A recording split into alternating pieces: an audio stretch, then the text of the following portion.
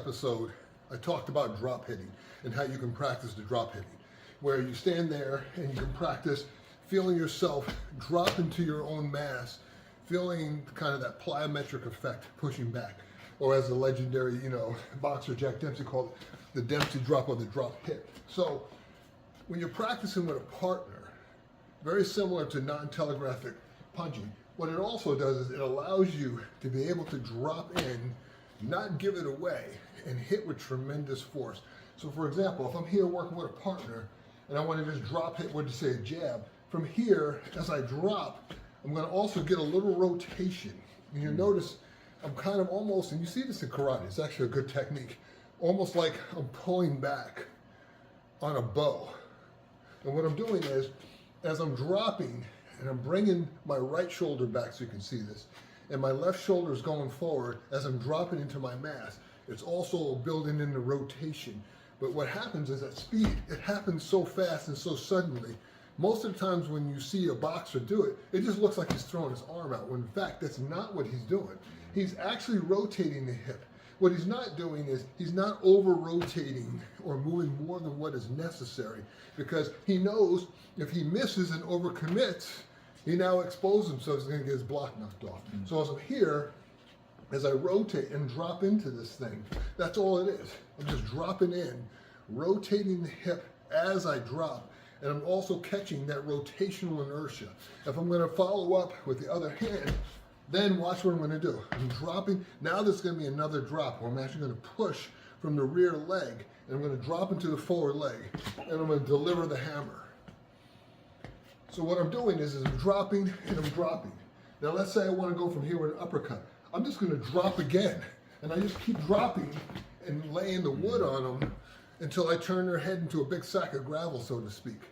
So the dropping allows you not only to hit with tremendous power, but it accelerates your mass in a way where you can hit with almost supernatural speed, as I used to call it. So Grandmaster Perkins, when he used to do this stuff, right, he would be like this. A lot of times he did a lot of open-handed stuff, and he would just be right in on you. He would just drop in, and it would literally look like a cobra striking. But if you were the one getting hit, no, it felt like you got hit with a sledgehammer. But the idea behind everything he did was when he dropped, he was always going for vulnerable areas, using the drop. Sometimes he would get multiple hits off the drop, or what he would practice getting multi-hits, where he would be dropping into his feet, getting these multi-hits in. And obviously I'm staying off the head for safety reasons. So as I'm dropping, it's no different than when I was demonstrating this type of hitting, when I was doing it on the back, I was dropping. The other advantage I want to show is, even at close range, I'm in here like this, now, even though I may be touching his chest, maybe we may be grappling or whatever, now, as I drop, because there's so much force, I'm not going to pull my arm back, I'm just going to let my arm slide up, and I'm going to end up flipping his head back like the Pez dispenser. So what it looks like is, I'm not going to hit you, I'll try not to. What it looks like is this. I'm just going to drive the head back. In other words, any strike you already know how to do, you just want to start practicing the timing to get drops into it. If I'm just doing a chop, let's say for example his arm is up and it's in my way. Well, if I'm trying to get past it, in warrior flow, we don't make a big distinction over blocking and all this stuff. As far as we're concerned, a person's arm is no different really than their head or their body. The only reason I hit a person's arm is not because I'm trying to block it. It's just in my way to do what I need to do. But as I'm dropping, I'm not doing this solely with my arm. I'm actually dropping my mass down. And as my mass comes down and my weight comes down, it knocks the arm down and allows for me to then step past.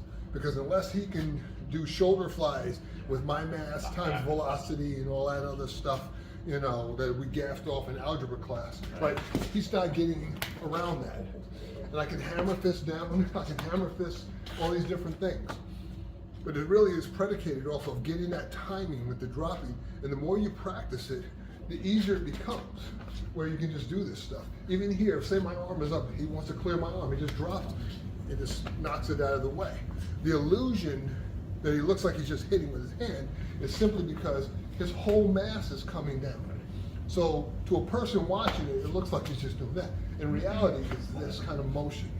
As you get better at it, then you start dropping, where it becomes more internalized, or what we call internal dropping, or what Grandmaster Perkins used to call internal dropping, where it becomes so intuitive to you, it's just something you do, where you're not even thinking about it. In addition, with the drop hitting, where it allows you to strike with tremendous power with your hands, whether you're using open-handed strikes, whether you're using, chokes, whatever you're going to do.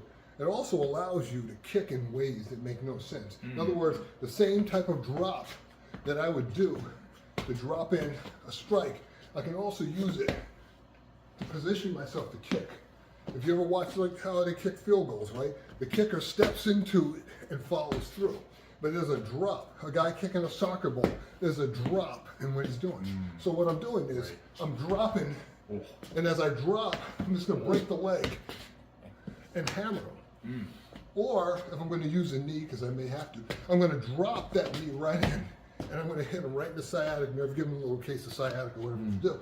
But the idea is as I'm moving, fighting, whatever I'm doing, boom. So as I push and drop, I'm just going to let him have it.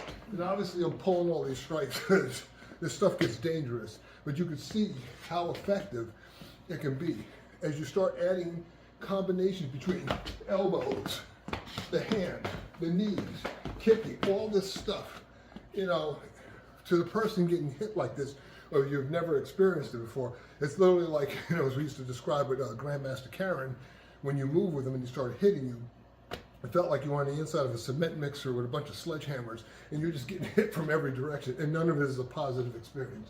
So these are things that you can practice on your own. Pushing, dropping, non-telegraphed strikes, also manipulating space as you're doing this stuff. And you want to really kind of bring a lot of those different skills that I've been talking about together with your striking. So again, if you already know how to strike, if you already know how to kick, just practicing these things gives you your edge, where you start moving in ways that make no sense. Hey, thanks for watching the video. You know what you got to do. Hit the button below and subscribe.